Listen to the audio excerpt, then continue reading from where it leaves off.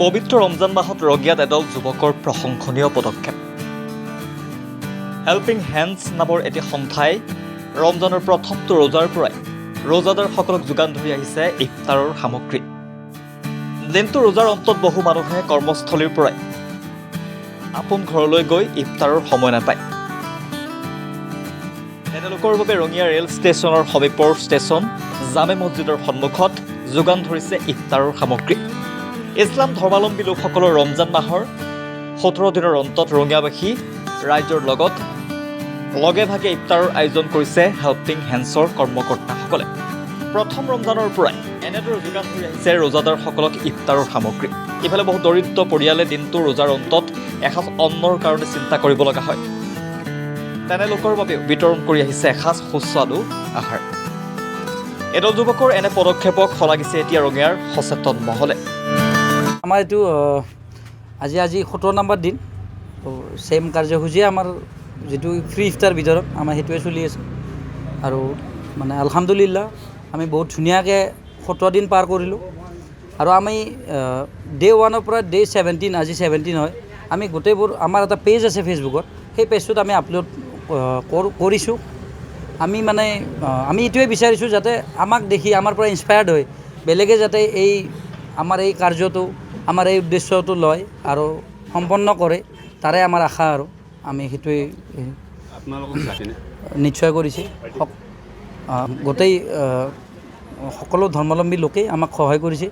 আৰু ইফতাৰ বুলি ক'লে ৰোজাদাৰক অকল নহয়, আমি সকলোকে দিছোঁ, দুখীয়া হওক কিবা হওক, সকলো ধৰ্মাৱলম্বী লোককে দিছোঁ।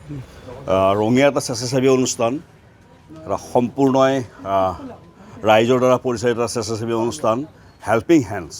আমি হেল্পিং হেণ্ডছৰ আমাৰ ৰঙিয়া ষ্টেচন অঞ্চলৰ যিখিনি স্থানীয় যুৱক আছে, এই স্থানীয় যুৱকখিনিয়ে চিন্তা কৰিলোঁ যে আমি একচুৱেলি আমি যোৱাবাৰ লকডাউনৰ সময়ৰ পৰা আমাৰ এই প্ৰচেষ্টা আমি হাতত ৰাখিছোঁ।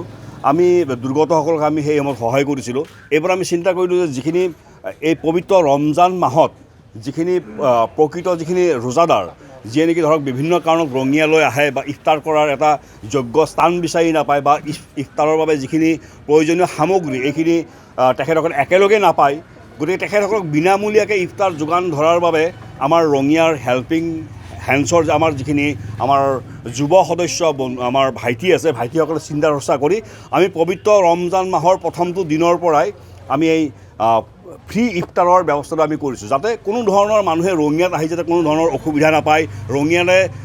ৰঙিয়া গুৱাহাটীৰ পৰা নলবাৰীলৈ বা বৰপেটালৈ বা নামনি অসমলৈ বা নামনি অসমৰ পৰা উজনি অসমলৈ যোৱা বিভিন্ন ৰঙিয়া হৈ যায় বাছেৰে যোৱা বা ট্ৰেইনেৰে যোৱা যিখিনি যাত্ৰী আছে, এই যাত্ৰীখিনিয়ে যাতে ইফতাৰৰ সময়ত কোনো ধৰণৰ অসুবিধা নাপায়, তাৰ বাবে আমি আমাৰ হেল্পিং হেণ্ডছৰ তৰফৰ পৰা আমি বিনামূলীয়াকৈ ইফতাৰৰ আমি যোগান ধৰাৰ এটা প্ৰয়াস কৰিছোঁ।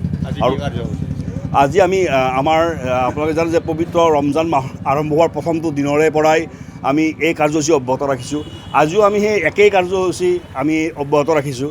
আৰু বাকী আমাৰ এই বিষয়ে আমাৰ সবিস্তাৰে আপোনালোক মানে প্ৰকাশ কৰিব আমাৰ হেল্পিং হেণ্ডছৰ অন্যতম কৰ্মকৰ্তা তথা আমাৰ ৰঙিয়াৰ উদীয়মান যুৱক, আমাৰ প্ৰিয় আমাৰ যশস্বী কণ্ঠশিল্পী ৰাকেশ আহমেদে।